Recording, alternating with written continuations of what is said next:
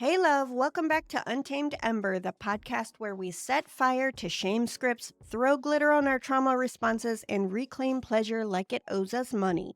I'm Dr. Misty, your resident sex therapist, trauma brain navigator, and certified burner of patriarchal nonsense.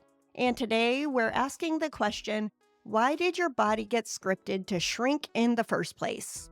Because you didn't just wake up one day and decide your thighs were offensive. That shit was planted, watered, fertilized with shame, and probably handed to you in the form of a teen magazine quiz called Are You Hot or Not in 2003. Let's talk about who wrote that script and how to set it on fire.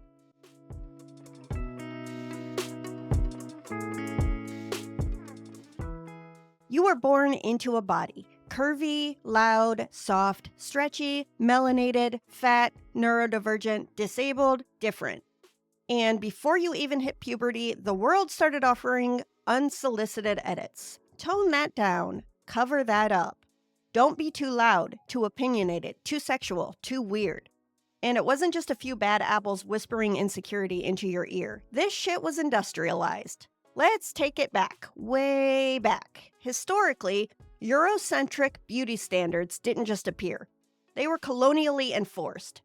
During European colonization, especially in Africa, Asia, and the Americas, the bodies of Black, brown, and indigenous people were categorized as deviant, animalistic, and hypersexual, precisely because they didn't conform to the white Victorian ideal of quiet, pale, and modest. Bodies that were larger, darker, louder, or expressed pleasure were framed as dangerous. In fact, during slavery in the U.S., Black women were sexualized and dehumanized while simultaneously shamed and controlled. The image of the Jezebel was used to justify rape while blaming the victim. And this contradictory bullshit became baked into cultural scripts we still carry. It told the world that some bodies are available but not desirable, visible but not worthy of protection. Meanwhile, white women were placed on the fragile pedestal of purity and delicacy as long as they stayed thin, obedient, and sexually repressed. Fatphobia, too, has a deeply colonial origin. Sabrina String's research in her book Fearing the Black Body traces fatphobia back to the 18th century when anti-blackness and anti-fatness became linked. White European elites began associating thinness with moral and racial superiority, defining fatness as the opposite of self-control, intelligence, and whiteness. So when diet culture tells you thin equals moral, that's white supremacy whispering in your ear through a Weight Watchers app. And let's talk ableism. The idea that only able-bodied folks are sexy or worthy of love is literally a media construction. Films, books, and TV have consistently portrayed disabled people as tragic, dependent, or infantilized. Rarely sexual, rarely centered, and definitely not the lead in a steamy romance. Ableism scripts the belief that pleasure is for healthy, flexible, predictable bodies. If you stim during sex, need mobility support, or communicate nonverbally, the world rarely hands you a script that says you're desirable as fuck. Neurodivergent folks have also been edged out of the narrative. Sex ed often assumes linear arousal, eye contact, verbal expression, and sensory tolerance. If you don't fit the mold, you're labeled as broken instead of brilliantly wired. Even gender norms play a role in shrink scripts. Think about the phrase, she's too much, too loud, too big, too bold, too sexual. That phrase was built to shut us down. Historically, powerful women were labeled as witches, hysterics, or unstable. Men who didn't conform to toxic masculinity were ridiculed or criminalized. These weren't isolated messages. They were part of a coordinated vibe called control. And if these systems could convince you that your body was a problem, they could sell you the solution. Buy the skin lightening cream, join the gym, stop eating, flatten your stomach, whisper during sex. Say yes when you mean no. Perform, please, comply. Because compliant bodies don't rebel.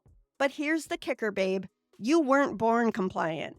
You were born knowing how to wiggle, scream, stretch, crave, and laugh until you snort. They wrote a script so early that you forgot what your original language even sounded like. It's time to remember.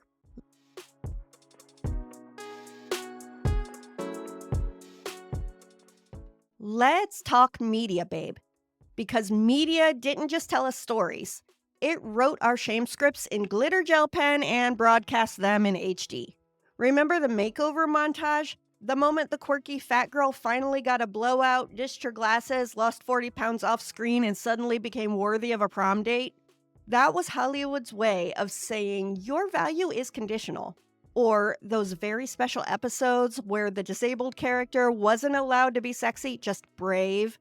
Their entire character arc, learning to smile while being excluded. Or the rom-coms where every desirable love interest looked like a Pinterest board on Ozempic. This stuff wasn't just annoying, it was scripted. It taught us bodies are projects to be fixed, never celebrated as is.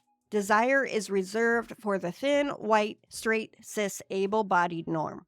Everyone else gets to be the sassy friend, the tragic side character, or the obstacle to overcome.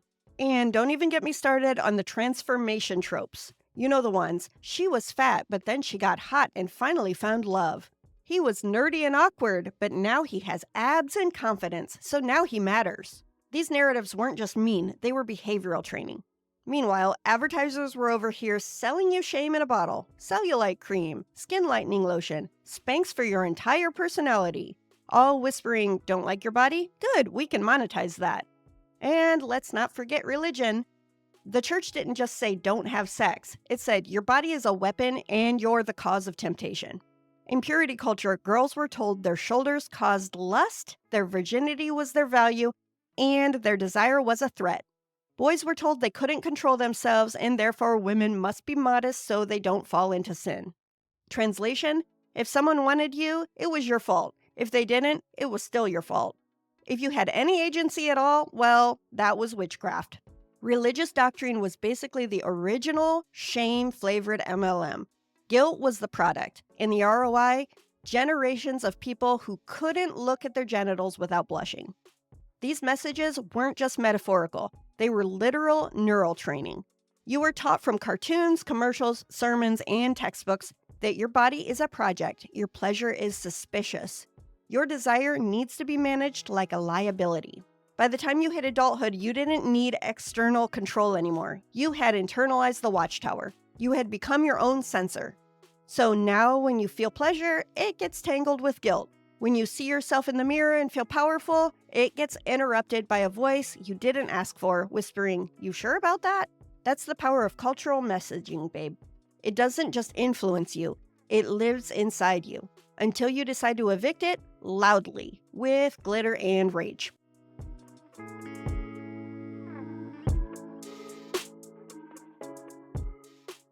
Here's where it gets sneaky. Shame doesn't always roll in wearing a neon sign and a dunce cap. It tiptoes in dressed as self-discipline, self-awareness, self-improvement. It disguises itself as health, as modesty, as being polite. It doesn't just show up during sex or in front of a mirror.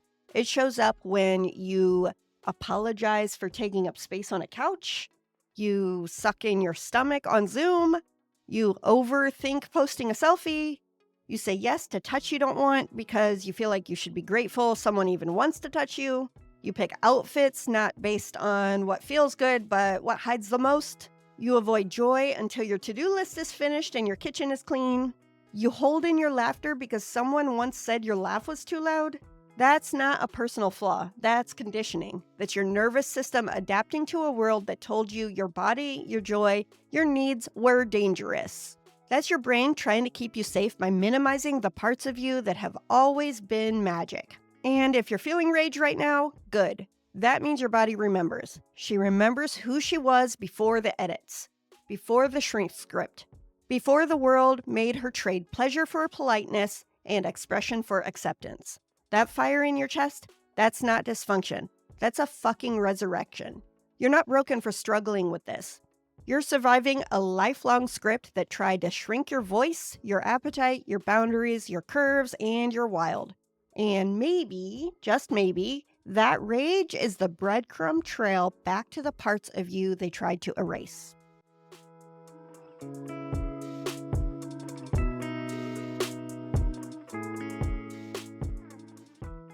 Say it with me. My body is not a problem to solve. You didn't create the shame. It was handed to you like a cursed heirloom wrapped in diet tips and apology language. But now, you get to break the chain. You get to be the glitch in the system.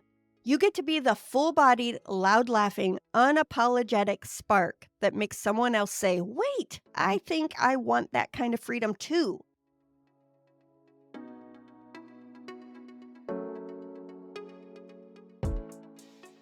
You don't have to become someone new. You don't have to shrink to fit the frame. You don't have to wait until you've earned it to feel hot, worthy, or lit up by your own reflection.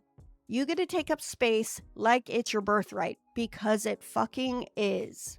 You are not too much. You are not broken.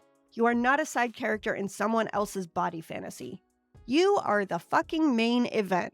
And anyone who told you otherwise can stay pressed. And if you want a little help reclaiming your spotlight, if you're ready to rewrite the script with more rage, more glitter, and more fuck it energy, I've made something for you.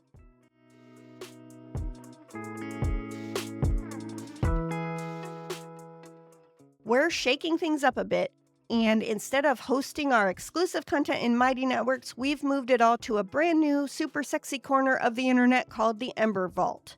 It's your backstage pass to weekly podcast worksheets, journal prompts and reflection deep dives, a growing on-demand learning library, access to upcoming live workshops and member-only podcast episodes, weekly challenges, and enough pleasure-fueled rebellion to make the patriarchy sweat. This week's worksheet is called Who Wrote This Bullshit? And it walks you through identifying those cultural scripts, calling out the garbage, and choosing a micro-rebellion that feels like a damn homecoming. You'll roast your inner critic, write your own story, and start reclaiming space one audacious step at a time. Join now at untamedember.com. It's just $15 a month for everything inside and a community of fellow pleasure nerds who are just as done with shrinking as you are. And while you're marinating in all this unlearning, here's something to journal on. Who taught you to shrink? Where do you still feel that script running? And what might it look like to start writing your own? That's it for this week, babe. But before you go, take this with you. You were never meant to disappear.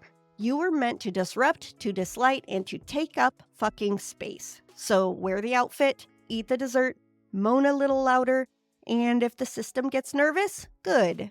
I'll see you in the Ember Vault and right back here next week for another round of radical, rebellious, unfiltered truth. Stay wild, stay loud, and stay Ember.